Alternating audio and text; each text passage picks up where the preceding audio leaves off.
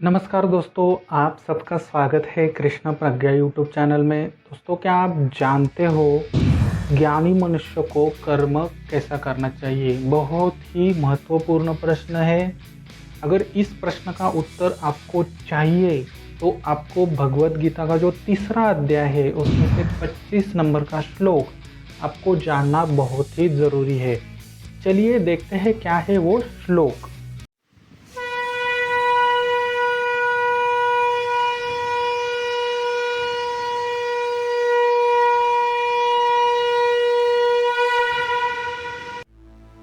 दोस्तों, ये श्लोक थोड़ा सा बड़ा है। यहाँ पे विशेष ध्यान जरूर देना कि ये जो लाइन है वो कैसी पढ़नी है। ठीक है। सप्ताह कर्मण्य विद्वांसो यथा कुर्वन्ति भारत। अब यहाँ पे विशेष ध्यान देना। कार्यान विद्वान तथा सक्त, यहाँ पे समाप्त होता है पहला भाग। चिकीर्षु लोक संग्रहम। सप्ताह कर्मण्य विद्वांसो यथा कुर्वन्ति भारत कार्यान विद्वान तथा सक्त चिकीर्षु लोक संग्रहम। अब हम इस श्लोक का संधि विच्छेद और उसका हिंदी अर्थ करते हैं। श्लोक की पहली लाइन है सप्ताह कर्मण्य विद्वांसो यथा कुर्वन्ति भारत। अब हम इसका क्या करेंगे? संधि विच्छेद करेंगे। सक्त यहाँ पे संधि नहीं हो रही है। कर्मण्य विद्वांसो, यहाँ पे ध्यान देना संधि कैसी होती है। कर्मणि धन अविद्वांस यथा कुर्वन्ति भारत, यहाँ पे संधि नहीं हो रही है।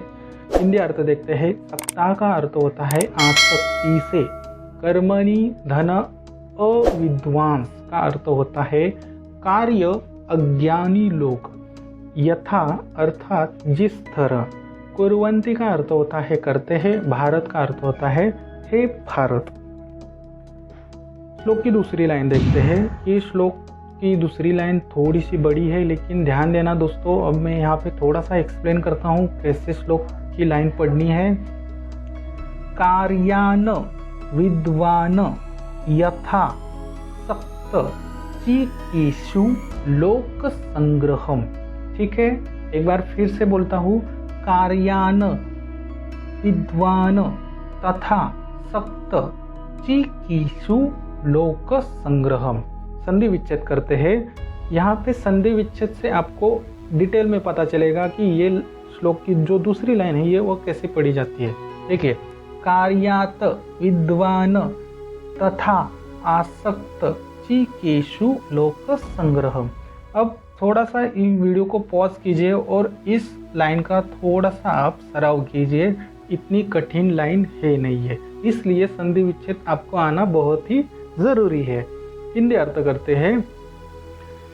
उसी तरह विद्वान अनासक्त रहकर कार्य करते हैं। ठीक है, तो आज हमने क्या देखा? तीसरे अध्याय का 25 नंबर का श्लोक देखा, साथ ही साथ संधि विच्छेद देखा। संधि विच्छेद का इम्पोर्टेंस क्यों है ये इस लाइन से आपको पता चला। और क्या देखा? हिंदी अर्थ देखा। चलिए दोस्तों, देखते हैं संस्कृत श्लोक कैसे पढ़ते हैं। श्लोक का हिंदी अर्थ क्या है? देखिए दोस्तों, हम यहाँ पे 2 बार श्लोक बोलेंगे। मैं श्लोक बोलूँगा, पीछे से आप भी बोलने का सराव जरूर कीजिए। सप्तः कर्मण्य विद्वांसो यथा कुर्वन्ति भारत कार्यान विद्वान तथा सक्त चिकीर्षु लोक संग्रहम। सप्तः कर्मण्य विद्वांसो यथा कुर्वन्ति भारत कार्यान विद्वान तथा सक्त चिकीर्षु लोक संग्रहम।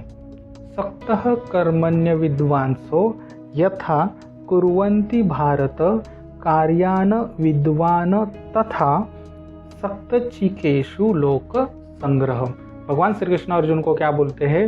हे अर्जुन, सप्तः कर्मण्य विद्वांसो यथा कुर्वन्ति भारत, अर्थात आसक्ति से कार्य अज्ञानी लोग जिस तरह करते हैं हे भारत। यानी कि जिसके पास ज्ञान नहीं होता वो कैसे कर्म करेगा, वो कैसे कार्य करेगा, वो अधर्म ही करेगा। बाद में क्या बोलते हैं? कार्यान विद्वान तथा सक्तचिकेशु लोक संग्रह, अर्थात उसी तरह विद्वान अनासक्त रहकर कार्य करते हैं। दो कैटेगरी बताई गई है। ऊपर वाले में अज्ञानी लोग किस तरह आसक्ति से काम करते हैं, और नीचे क्या बोला है, जो ज्ञानी लोग होते हैं वो अनासक्त, यानी कि उनकी कोई आसक्ति नहीं होती, अनासक्त रहकर विद्वान की तरह कार्य करते हैं। ठीक है, यही है अर्थ इस श्लोक का। चलिए देखते हैं संस्कृत श्लोक कैसे याद रखें। दोस्तों, हम यहाँ पे विजुअलाइजेशन की टेक्निक यूज करेंगे। 5 ज्ञानेंद्रियों का यूज करना बहुत ही जरूरी है अगर लंबे समय तक आपको ये श्लोक ध्यान में रखना है।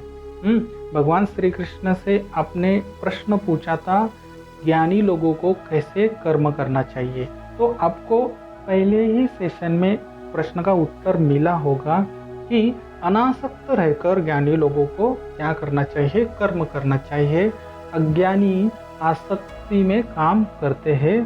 तो हम विजुअलाइजेशन के माध्यम से भगवान श्री कृष्ण से पूछेंगे कुरुक्षेत्र की युद्ध भूमि में जाकर। अब आप आंखें बंद कीजिए, भगवान श्री कृष्ण आपके सामने हैं। भगवान श्री कृष्ण आपको बोलते हैं, आसक्ति से कार्य अज्ञानी लोग जिस तरह करते हैं, आसक्त, मुझे ये चाहिए, वो चाहिए, गाड़ी चाहिए, बंगला चाहिए, उस आसक्ति से अज्ञानी लोग, यानी कि वो अज्ञानी होते हैं ना। अगर आपको चाहिए, आपने मन में ऐसे संकल्प किया कि मुझे ये वस्तु चाहिए, क्या वो मिलती है? नहीं मिलती, इसको अज्ञान बोलते हैं। और उस अज्ञान की तरह जिस तरह कर्म करते हैं कौन? अज्ञानी लोग। सेम इससे उल्टा है, उसी तरह विद्वान अनासक्त रहकर कार्य करते हैं। जो ज्ञानी लोग होते हैं उनकी कोई आसक्ति नहीं रहती कि मुझे ये चाहिए, वो चाहिए, लेकिन वो सांख्य योग से खुद को आत्मा मानते हैं, कर्म योग अपना कर अपने कर्म करते हैं और अनासक्त रहकर विद्वान की तरह कर्म करते हैं। तो यहाँ पे हमारे प्रश्न का उत्तर तो हमें मिल गया। ज्ञानी लोगों को कैसे काम करना है? ज्ञानी लोगों को खुद को आत्मा मानना है, कर्म योग के रास्ते पे चलना है और अनासक्त रहकर विद्वान की तरह कर्म करना है। आपने अच्छे से विजुअलाइजेशन किया होगा। अब मैं श्लोक बोलता हूँ, पीछे से कनेक्ट करने की कोशिश ज़रूर कीजिए, क्योंकि ये बहुत ही महत्वपूर्ण है। अज्ञान और ज्ञान में कैसे कर्म करना है।